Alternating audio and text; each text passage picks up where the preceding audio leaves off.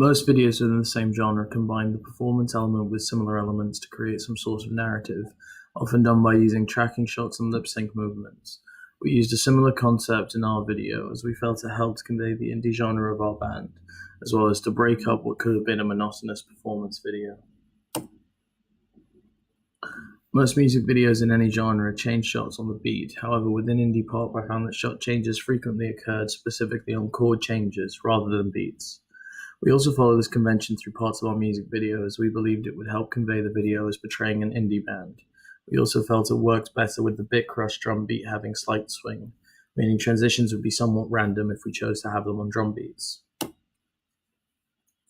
Not all conventions are technical. Many indie pop music videos have a vibrant color scheme, such as Rex Orange County's Sunflower, which features a very bright and warm color palette, or Clara's Flaming Hot Cheetos, which features a pastel pink and blue color scheme.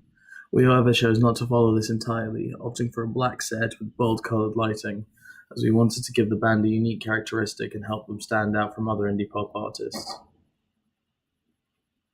Like the color schemes, costumes are a large part of indie pop music. Most artists wear one of two styles based on their sound, with more traditional-sounding artists wearing very casual clothing, while more experimental synth-based artists wear uncommon combinations of clothing and makeup.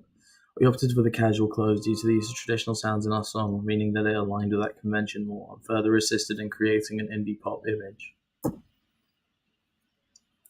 Digipack artwork from indie pop artists commonly feature a stylized image of the artist with the album title above the faces of said artists.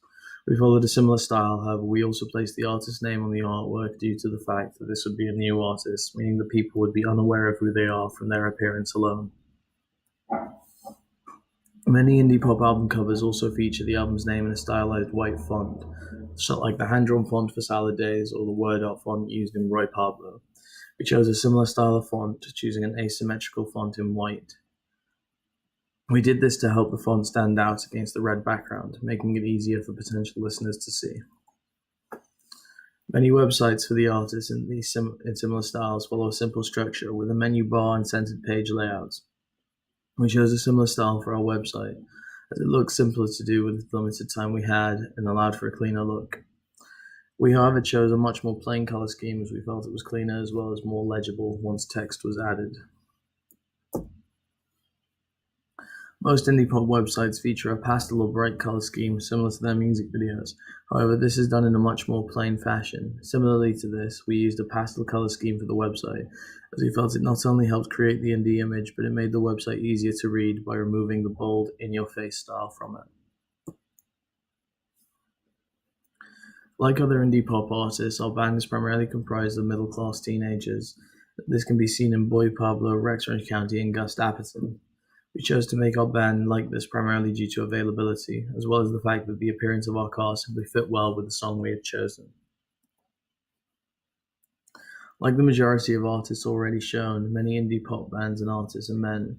We again followed this aesthetic of an all-boy band for two reasons. The primary reason being that our song had a male vocalist, meaning that we needed a male singer. However, this was also done because we felt the all-male cast seemingly worked and gave the band a classic feel, similar to the Beatles or the Beach Boys. Through our use of other cast members, we've shown a stereotype in a mild form. We used the female cast members dressed in white as it offset the black set costumes of the band, but the use of tight clothing and our use of camera had unintentionally sexualized them to some extent, thus adhering to the stereotype of women in music videos.